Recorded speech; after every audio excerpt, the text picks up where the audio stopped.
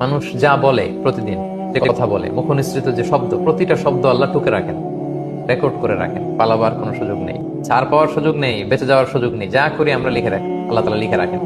তো আমরা ভালো কাজ করেও যারা দুনিয়াতে বিপদের মুখোমুখি হই, জুলুমের শিকার, আমাদের এখানে আসা জায়গা নিয়ে একটা বার্তা যে এগুলো কিন্তু আল্লাহ লিখে রেখেছেন। আমি মাজলুম, আমাকে মানুষ ভুল বুঝেছে, সমাজ আমাকে ভুল বুঝেছে, কিন্তু আল্লাহ বলে আমি ভুল বুঝিনি, তোমার সব কাজ আমি লিখে রেখেছি।